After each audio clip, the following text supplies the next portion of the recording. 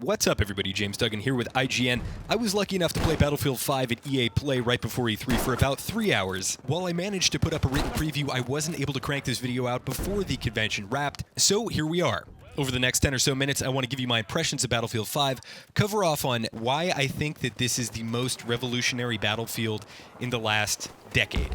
That may sound completely absurd looking at it. Visually, it's almost identical to Battlefield 1, but there's a lot going on underneath the hood that Battlefield veterans are going to understand are pretty major changes. So right away, what are those? Well, let's run through them. And before I rattle these off, it's worth stating that the build I played was obviously very early, and all of these are subject to change. So with that said, health no longer regenerates past a certain point without aid. You may get shot, go down to 20 HP, and then naturally regen back up to 40 or maybe even 60, but you will not generate past that unless you're healed by a friendly medic, or unless you seek out aid from a static supply point, which are making a return from earlier battlefields. Ammo reserves are drastically reduced. I feel like that there are going to be a lot of mixed opinions about this one, but I am certainly for it. I tend to fall into the trap of not playing the objective, sitting back with a Martini Henry, and sniping just for the fun of it. You can still do that in Battlefield 5, but for a much lessened duration. Playing as a scout, I felt like I had to make a lot more interesting decisions about how to circumvent this handicap, whether it was seeking out a support player, again, going to a static supply point, or, and this is the most interesting one, pushing to a dead enemy to scavenge ammo drops off of their body, which is all new. There's a cool animation for it. You can do this with any class. As far as I'm aware, this is not a perk. This is just something that is in the game.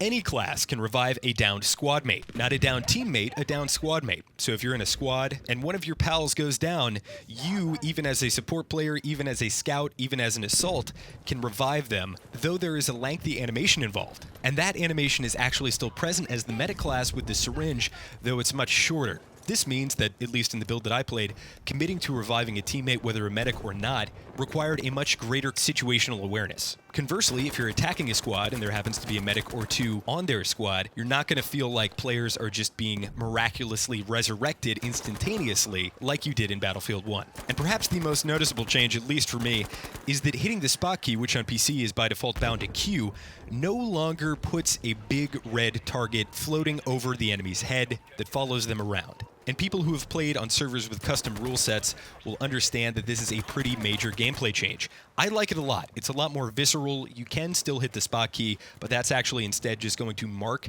the current location where you're aiming. If you hold it, and if you're mousing over an enemy, there will be an audible call out based upon their class, or if it's a tank, things like that. But again, it's just marking the location. As soon as they move, that information is less relevant. And from an aesthetic standpoint, this means that you're shooting people instead of those floating red Doritos. So all those changes are bound to be controversial, and I'm sure some of these changes will be able to be tampered with based upon a custom server rule set. Maybe we'll see when the game comes out, but just in terms of the reaction of the build that I played, I agree with all of these. The end result is a more visceral Battlefield experience that encourages team play and successfully mixes up some previously one-dimensional gameplay loops like sniping.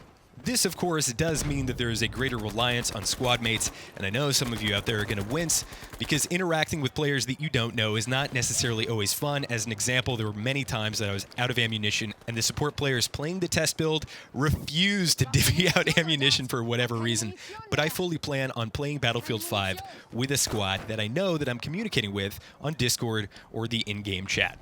That, however, does not mean you cannot go it solo. I had plenty of successful solo sprees that usually revolved around returning to a supply point, a static supply point on a control point. That's going to be more difficult if you're on the assaulting team. That will rely on you having to capture a control point that has a supply box. And of course, again, you can scavenge ammo off of dead enemies, so that will help the run and gunners out there.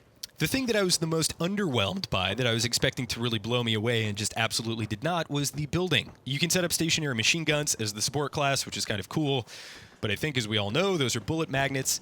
You can pick up and move stationary artillery, which, again, is kind of cool and maybe you could play with and make work. I didn't really care enough. In terms of building fortifications, rebuilding walls, you pull out a toolkit, and you're able to do that. You get points for it. It doesn't take a ton of time, but frankly, I didn't really see a huge amount of incentive to do it. You can't build in custom spots. It's all prefabricated, and for the most part, I think this was a change that I thought was really going to affect the game in a big way that I'm not so sure about now. It could still pan out to really affect the core gameplay loop of Battlefield 5, but I think for the most part, it's just going to be an interesting feature that some people will mess with, but for the most part, players will overlook.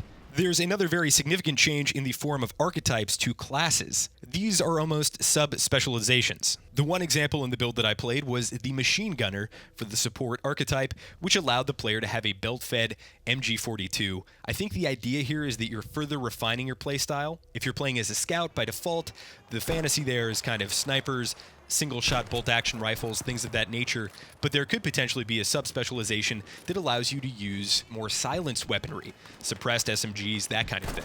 Archetypes certainly look interesting, but while half my brain is excited, the other half is a little bit concerned that this could just serve to segment off loadout choices so that you can't roll with the loadout that you preferred in a game like Battlefield 1 or Battlefield 4. Time will tell, and of course the other concern is how you are going to unlock these. I assume it's just going to be through natural leveling, but the Machine Gunner archetype for the support class was described to us as an exotic archetype. I don't know if that was just a strange choice of adjective, or if that implies that there's a rarity and you're getting these out of some kind of battle pack. Obviously, Battlefield 5 is doing away with the paid DLC that segments off maps to certain paying portions of the community, and they've said no battle packs, but I'm a little bit confused about how they're going to monetize this game because obviously there are going to be aesthetics on the line. Again, we may just have to wait and see. My first impression of the Grand Operations mode was a good one. With that said, anybody who's played Operations at Battlefield 1 knows that when you finish a round, you move on to the next map, and since there was only one map available in this test, we just kept playing the same map with different game types. So I think the full effect of Grand Operations is really only going to be perceivable when the server playlist is cycling through different maps with different modes. But for the most part, I was a big fan of Operations in Battlefield 1. I like the continued continuity, and I think mixing up modes is a natural evolution of that. The new mode within Grand Operations that I played was called Airborne.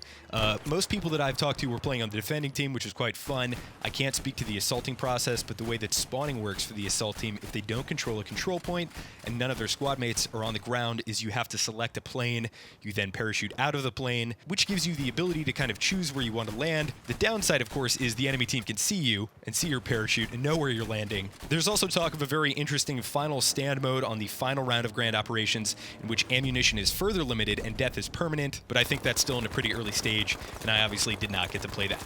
I have many unanswered questions. Chief among them is how the company is going to work, how collecting weaponry is going to work. I was told that you'll be able to get duplicates of the same weapon that you can customize in different ways, so that makes me wonder if once you customize a weapon, if that locks it into customization, if weapons are going to be consumable, so to speak. There are definitely some concerns with how the progression and inevitable monetization of Battlefield 5 is going to work, but I obviously need more details before I can form an opinion on those. For now, I'm still in a pleasant state of shock at what I played of Battlefield 5. If you're a Battlefield veteran, I think you're going to be very pleasantly surprised. And if you're an absolute newcomer to the series, I think this is a fantastic time to jump in and try Battlefield 5. For all things Battlefield, keep it right here on IGN.